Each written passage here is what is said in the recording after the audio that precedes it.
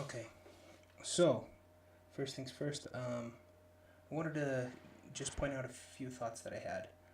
The first one was, it's funny how people get really caught up in who's got control and who's got power, and who's running Washington and stuff like that. And to me, that seems like a distraction in a sense. Not that it's not important, because it's obviously very important. But the thing that I wanted to point out was, and this is just my perspective. I'm probably am oversimplifying it in some areas, but in most areas I don't think I am. But the who is in control in Washington, who's in control in the government, really only matters when the government is big. If the government's huge, um, the reason that would be is because when someone has a big control over government, then they have power to change tax laws. They have power to change regulation that affects business. That opens up loopholes that they can utilize and have unfair advantages from. If the government is kept small, if we as a people keep the government small, then it doesn't matter as much who is in control, because the government's out of your life. If we simplify the tax code, if we to have a something like a flat tax, or something that is simple and not convoluted and doesn't take degrees and armies of accountants to account for. If we keep the tax code simple, if we keep regulation simple and clean and clear, the there's a place for regulation, but really, when regulation is complex and difficult, it's only done like that so that it can be used as a club to damage competition, so that it gives the people who are in government making the regulation a place to go once they leave government, so that they can utilize these um, loopholes and these just this corruption. But when the government's small, when regulation is clear and simple, um, it doesn't matter as much who's in power. It doesn't matter as much if it's the Jews, if it's the Hollywood, if it's the, I don't know. It doesn't. Nobody cares, because it's leaving you alone. It's there, but as long as we're protected, as long as it's not getting us into wars, as long as it's not doing, as long as it's managed, then it matters less who's in control, because the people are in control. That's the idea that's being hidden when you focus solely on, oh, you got to keep these people in power, or oh, these people are in power, oh, these people are in power. That's taking away from the fact that the people are not in power. The people have allowed a government to be large enough to infringe on their rights. Government's always going to take. It's never going to give back unless the people demand it. And that's one of the things that, it's a cultural thing. We can't we can't expect it to come from government. It has to come from the people. We the people have to decide. Um, and that's I think that it's far more beneficial to help convince people in a small government than it is to complain about who is in power in government. Because when the government's small, it doesn't matter who's in power. It's leaving you alone. It's letting you work and live and do what you need to do. But if it's getting into your life, if it's complicated and difficult to adhere to, then I mean, that's one of the things that I remember hearing, is that, and I'm sure somebody famous, or somebody, it's probably a well known quote, but it's something to the effect of like, um, the way that you control a population is by making everybody a criminal and then prosecuting selectively. Something to the effect of like, basically everybody's at fault, and because everybody's at fault, you can pick and choose who you want to prosecute, and that lets everybody be wary, and it keeps everybody in line, type of a thing. And you look at like what Russia did, the U.S. is like reading. I'm just going off of like the Gulag Archipelago and stuff like that. You look at, they had quotas, and they had, okay, we needed to get this many people, so scoop them up wherever we are. We'll find something. We'll find them, and then they would torture them, and then they would put them basically they worried about legality of it after they were able to meet their quota. And the way they worried about it was by getting people to sign off on these fraudulent and fake, what do you call them? And when you admit, like when you admit that you're guilty. Whatever, they would get people to sign off and claim that they were guilty when they weren't, just to stop the torture and to stop the abuse. And it's terrible. It was terrible. But yeah, that was the thing that I've been thinking about, is how big government really is the problem and small government is the solution. I was shocked as I was learning about taxes and how taxes were how many taxes were collected back in shortly after the revolution, and shortly after even to the late 1800s and early 1900s. Taxes were very, very, very, very limited, and the government was run very, very a lot smaller. It worried about defense, and then it let state governments run what they needed. And right now, the state governments the thing that is really frustrating to see is you have these state governments who basically they get money from the federal government for things like education, for things like emergencies, disasters, and stuff like that. They get these funds from the federal government, but the funds always have these strings attached. In the instance of education, now they have to implement these certain criteria, whether it's Common Core, whether it's No Child Left Behind, whatever it is, doesn't matter. The federal government shouldn't be running and managing education. Education should be as local as possible, and that's because it's not. We're spending more money and getting less out of it, and it's just increasing the size of government, increasing the size of the bureaucracy, and it's reducing the effectiveness of the taxes that are taken. And it's bad. It's bad for everybody, especially the kids.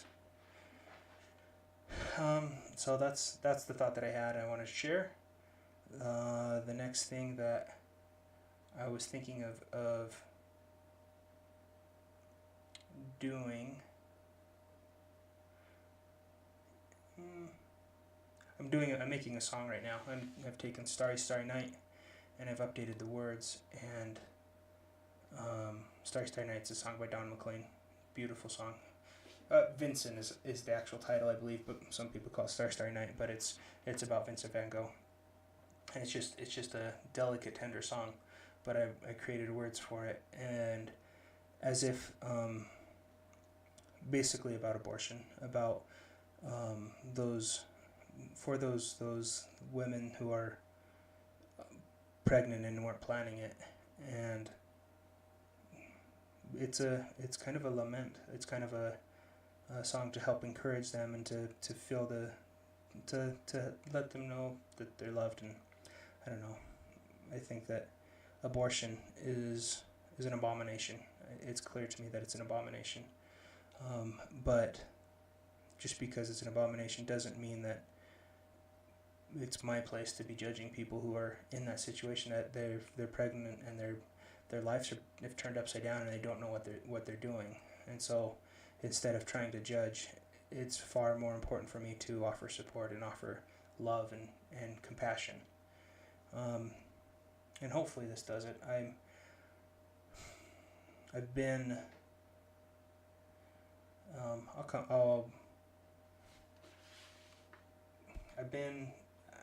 I created the song a long time. Well, I wrote it a long time ago. I gave it to a buddy of mine, and he suggested that I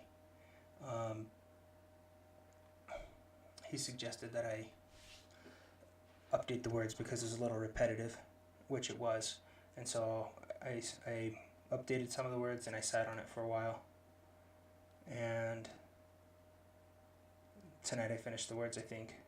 But I'm not sure. Heck, why not? I'll sing it. But I really want to put some, I don't know, some graphics, something better than just my face. But here it is. The song is Vincent by Don, or Starry, Starry Night by Don McLean.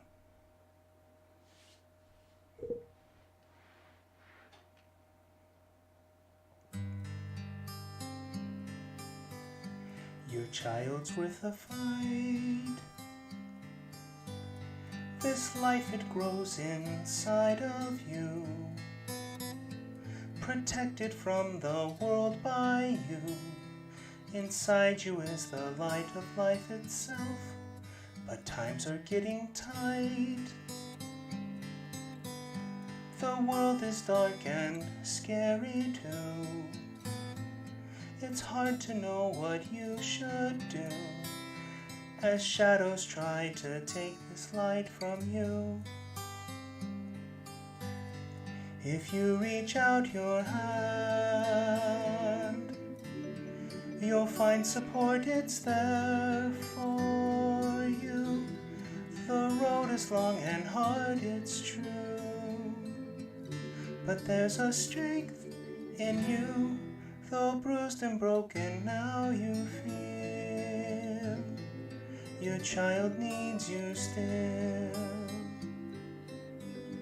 With innocence and light, heartbeat races like a train, as eyes prepare to see the rain, growing loving deep inside of you. This child doesn't care for shame and doubt you carry now, the pain of your heart tearing now.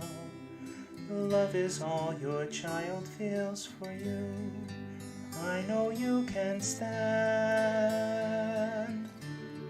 through these months ahead of you. It's light that helps your eyes see true. This light inside of you, though bruised and broken, now you feel your child loves you still. When others turn away, when clouds are black and gray, this flame still burning bright as it pushes back the night, because the light that grows inside of you. I'm here to tell you, child, that life is light and both burn bright in you. Your child's worth a fight. Listen as I say again, you're this child's greatest friend. A mother's eyes can see the face of God. If there's no other way, then give your child a fighting chance to grow and live, to sing and dance, and share the light inside of you. If you reach out your hand, you'll find that God is next to you. The road's a little brighter too, and His strength's in you, though it may be hard to see. Your child set you free.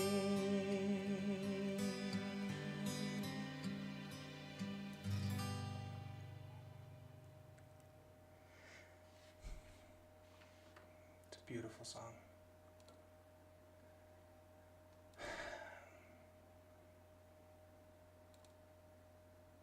Well, I don't know.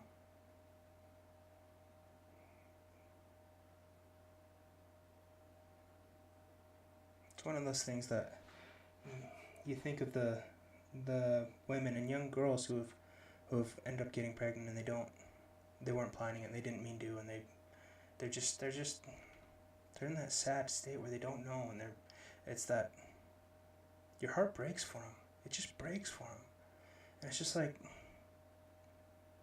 if you can do something to help them out, if you can do something to help someone like that out, that's in that stage that can't help themselves, do it. Do it, and don't look back.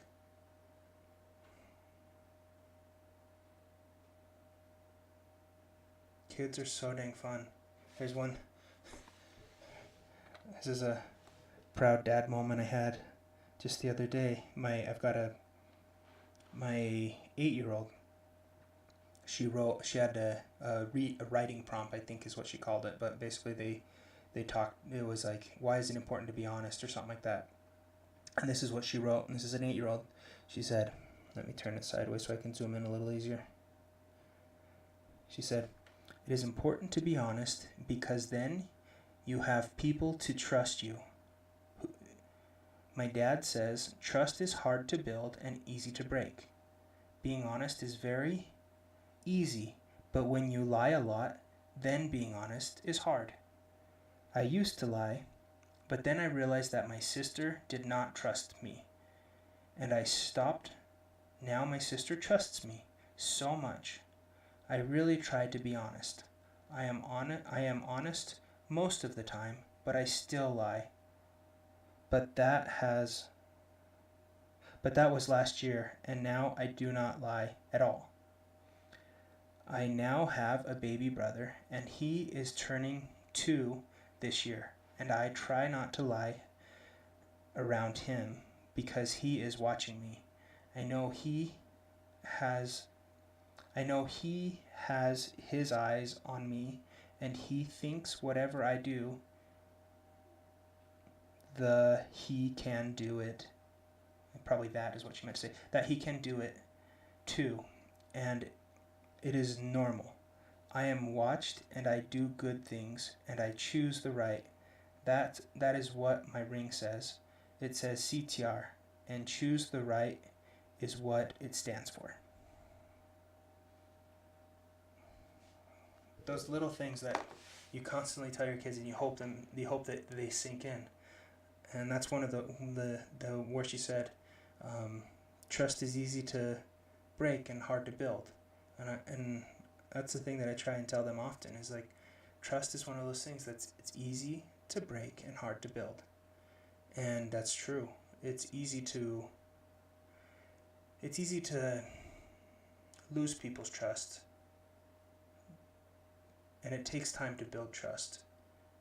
But it's so important. It's so important to be the person that you want to be all the time.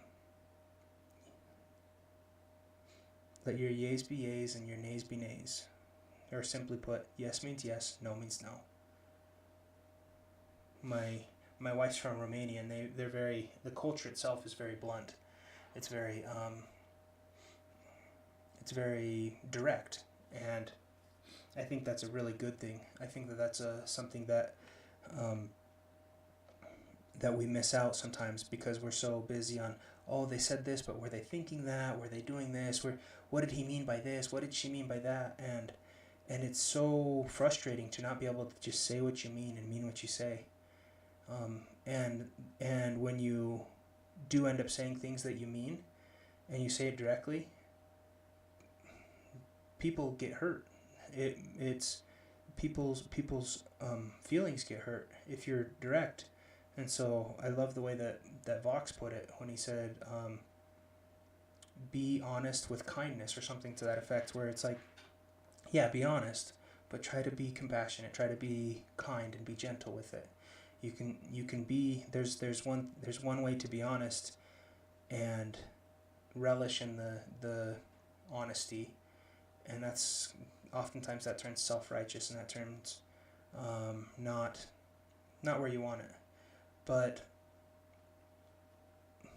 being honest and letting people feel your honesty, and being gentle with your honesty, not trying to harm others' feelings or trying to hurt others, but yet still tell them, I don't agree with that. I don't think that's right. is such an important thing to be able to do. And a lot of times we think that we're sophisticated. I knew a lot of Americans in Romania that they thought that they were better or more sophisticated because they're the nuance that they were able to produce. And nuance is important. It's important to have nuance and to be able to use nuance, but nuance doesn't replace honesty. It's not kindness to be to insinuate what you mean without saying what you mean. That's in a sense that's cowardice. That's not standing for what you mean. And like all things, there is a anything taken to the extreme, any virtue taken to the extreme can be a vice. And so, you know, sometimes it's the right thing to be honest and be blunt and tell it how it is, and sometimes it's the right thing to just shut your mouth and listen and let someone have their own thoughts and opinions that you don't need to correct, and you don't need to say, oh, this is how it should be, or this is how it is, or it's that using discernment, using the trying to figure out what is needed. There's some coaching that there was a guy that was coaching for TSM, Team Solo Mid. I used to really like League of Legends, and I would watch Weldon. He was coaching for Team Solo Mid, and he's this guy from Finland, and he coached the Finland national swimming team or something like that, or maybe the Olympic team, or I don't remember. He did either swimming or diving, but he would talk a lot about some of the functions of the brain and stuff like that. But he also talked about how a coach's role is to help someone get to the conclusion that they need to get to. Hey, Bob. Yeah, Vox had a great stream last night. I really liked it. But the coach's job is to help the team get to where they needed to be without getting in the way. And that sometimes you need to be honest, sometimes you need to kind of direct and let them figure it out themselves. And I'm not saying that we're coaches in our relationships with other people, but that principle still carries over, is how sometimes we really need to use that discernment to figure out what the right thing to do is. One of the things that I was talking about, and I'm trying to remember if last night he talked about JF, Vox talked about JF and his and the evolution debate, or was that 2 nights ago? Anyway, he was talking about this evolution debate, and it's neat how Vox he produced a model that can potentially definitively prove evolution is false. It hasn't yet, because it hasn't run through the calculations, and they haven't sequenced enough genes to know for sure if it's accurate and stuff. But the interesting thing is, when you, like in there, you do need to understand the nuance. You need to understand what it means for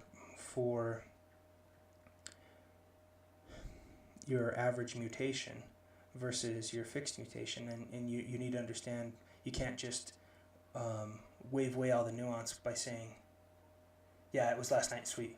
That's what I thought. I couldn't remember if it was 2 nights ago or not, though. But you can't sweep it away and just say that being in parallel solves the problem. And that's an example of where JF tried to he really just he boiled it down to rhetoric. He basically said, and that's an argument that people can use anywhere, but he said that if you look at today, you know that there was enough time because it happened. Look, and that's rhetorical. It's using the current to justify the position. Well, I've got a kid that just woke up. I don't know if you can hear that. He's right above me. But yeah, I'm gonna go get him because my wife's working on her homework. And I'll call it a night though. Hey, thanks for stopping by, Bob. You guys rock the party.